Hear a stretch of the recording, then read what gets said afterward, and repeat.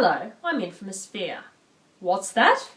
It's time for Infamous Queer! Pride, pride, pride, darling, darling, pride, pride 95! Throughout history, people have been queer.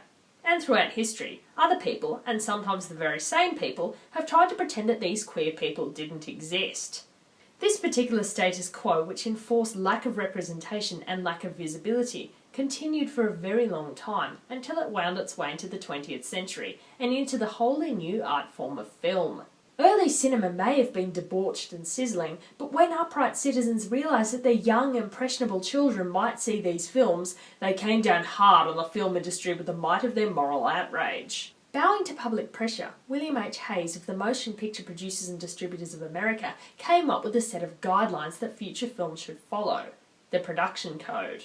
This wasn't enforced, it was entirely voluntary, but film producers and creators rushed to adhere to the sometimes ludicrous restrictions so that they wouldn't come under official censorship from the government. So, from the 1930s onwards, there were to be no more depictions of childbirth, no more interracial couples, no more glamorised criminals, and above all else, no more queer characters. At least that was the idea. The reality of the industry was seething with queerness, and all of those queer characters didn't disappear. They just became a lot more carefully disguised. Welcome to the era of the coded gay character. However, I'm getting ahead of myself. If I were to try and talk about the whole history of LGBT people in the film industry, I'd probably keel over and die right in front of you. Instead, I'm going to explain the history of queer cinema and coded queer characters and the production code and societal change and everything else by talking about just one man. A man who, in his own way, changed not only film history, but the course of LGBT history itself. Yes, that's right. Today I'm going to be talking about Birdie's great uncle, Dirk Bogarde. It's better in the matinee, the dark of the matinee is mine. Yes, it's mine. Dirk Bogarde started his career as a matinee idol under contract with the Rank organisation, starring first in war films and then later in a series of light comedies about the antics of a group of young doctors. From the sounds of it, these films were pretty rank. Why are you doing this? why am I doing this, Gillibrand? Practice. Thoroughness, Gillibrand, thoroughness! But, rank or not, they were very successful, and Bogart soon became one of their most valued stars. However, like many handsome male actors at the time who suddenly found themselves the darling of a group of swooning women, Dirk Bogarde was gay.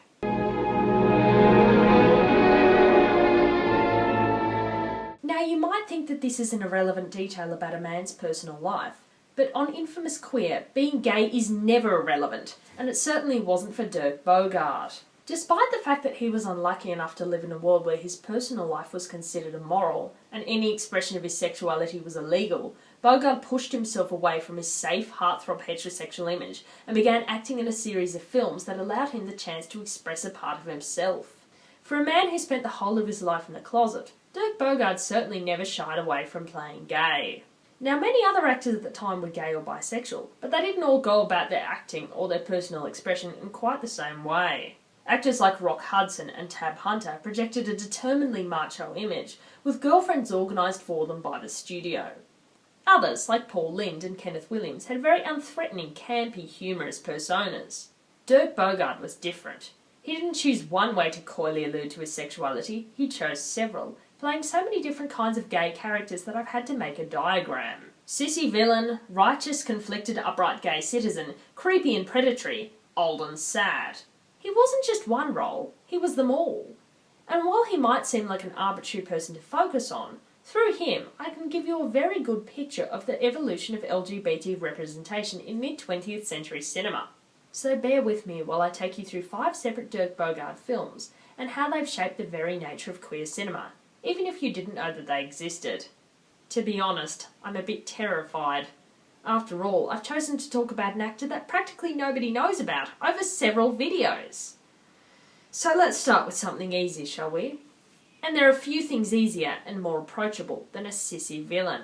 Throughout cinema history, sissies were the most visible and most common gay characters. They were non-threatening. No regular man would feel as if he couldn't beat one of them in a fight. But more importantly, they were considered amusing. You could laugh at a sissy for 2 reasons. For being an affront to nature, a man who wasn't a proper man, and because he was effectively casting aside his superior position as a man and acting like a woman. And who'd want to be a woman?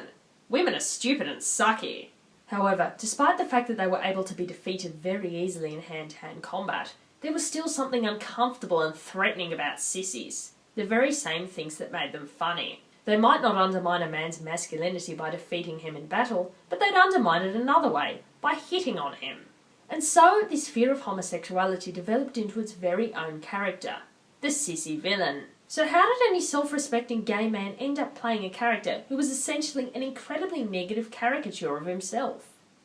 In the case of Dirk Bogarde, it was a very simple and petty motivation: sabotage. In 1961, the Rank organisation demanded that one of their stable directors, Roy Ward Baker, direct a western about a priest trying to save a town in Mexico from the oppressive rule of a lawless bandit. He absolutely hated the idea and tried his hardest to get out of the obligation, even suggesting that the film be directed by Louis Buñuel instead.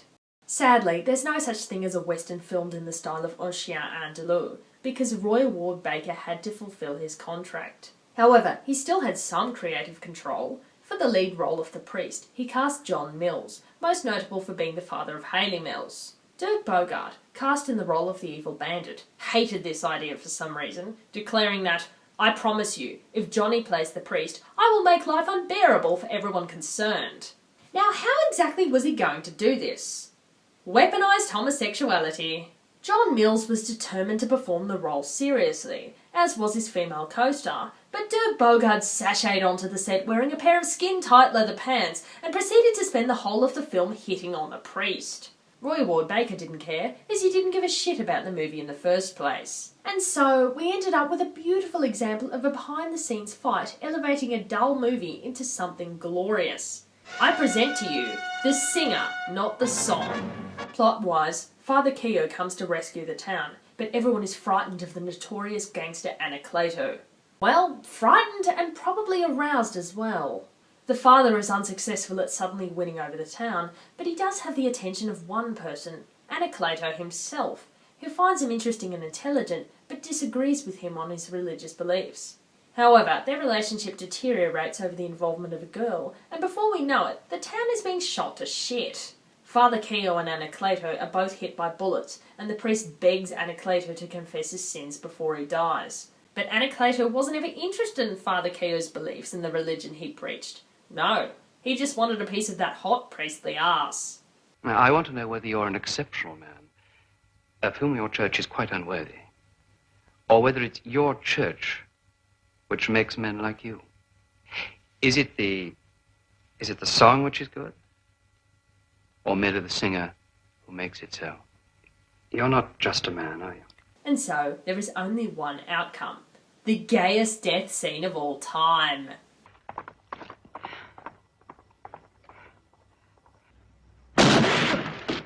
Gay! Father, not you too. Not you too. Act of contrition.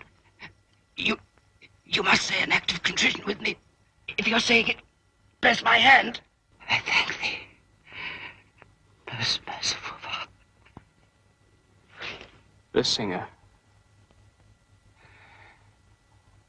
Not the song.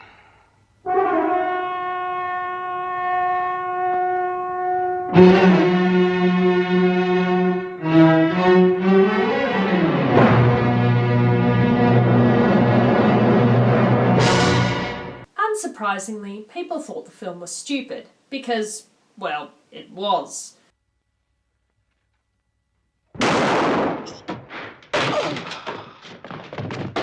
Anacleto wasn't very frightening, as he acted far more like he wanted to bang the priest than destroy him, and Father Keogh himself didn't seem very convincingly interested in his own female love interest. But in a sense, by completely sabotaging the film with his magical gay powers, Dirk Bogarde became a sissy villain in reality, using his homosexuality to make heterosexual men uncomfortable, and completely sabotaging any chance that the film had of mainstream success, thus ensuring that it became amazingly unintentionally funny instead. Thanks, Dirk Bogarde, you've ruined everything, in the best way possible. And I'll love you forever for it. However, Dirk Bogarde's Sissy villain days hadn't ended just yet. He later went on to star in Modesty Blaze. Modesty Blaze was a successful comic strip about a spy and cat burglar woman who could magically change her appearance and went around the world doing various adventures. In 1966, Joseph Losey directed a film of the comic, which, like most adaptations, ignored at least half of the story and then inserted a whole bunch of extraneous romance. Fans were incensed, but the film did moderately well anyway. There's some crap hill on MacGuffin plot about the British government giving a sheik diamonds in order to shore up their oil interests and getting Modesty Blaze to transport the diamonds, but she also wants to steal them herself, and the sheik's also her adopted dad and he's played by a guy in terrible half-hearted brownface, and to be honest, Modesty Blaze is most notable nowadays for being exhausting and not very good. Much like just about every other 1960s spy spoof, it starts out as funny and then quickly wears out its welcome, becoming so exhausting that it's a genuine chore to sit through. However, the film has one saving grace, and it may or may not be, yes, it's Dirk Bogarde, sashaying his way through the film under a collection of parasols and drinking out of a selection of huge novelty glassware. Tell the friar to play at a diem. But what shall I tell him to give thanks for? For me, of course! His character, the inexplicably evil Gabriel, wants to gain the diamonds for himself. He lives in an op-art secret base on a random island, choosing to manage his evil plans from a distance. Like a true sissy villain, he doesn't like to get his hands dirty. When I was a child, my parents took me tobogganing.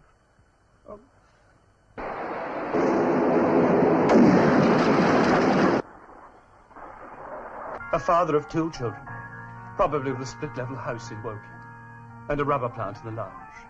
No. Why can't they be bachelors? Unlike in The Singer Not the Song, this villain doesn't really express interest in anyone male or female, except for a half-hearted obligatory pass at Modesty when she becomes his prisoner. Join me, Modesty. We're a match for each other. To destroy you, they're like destroying myself. But together, we could inherit the earth. We share the diamonds, and you eliminate Garvin. Are they seriously trying to pretend he's heterosexual? There's very little for Bogart to do, except be fabulous, foppish and absurd, and he rises to the challenge, lounging around looking like a particularly gay version of the Australian comedic legend Sean McAuliffe, which is saying something, because Sean McAuliffe doesn't act that straight. But were these sissy roles anything like Bogart himself? Well, yes and no. Bogart would have been aware of the strange position he found himself in as a gay man. His sexuality was frowned upon, but at the same time, his ability to make people uncomfortable could be a source of power. Bogart was never going to play a rugged hero. He had the wrong build and the wrong personality. But while playing a sissy might have been a perverse source of power, as well as a form of self-deprecating humour, it wasn't the only kind of role he would play. No, he would end up doing something far more important. He was going to go from villain to victim. Your hunger is so empty.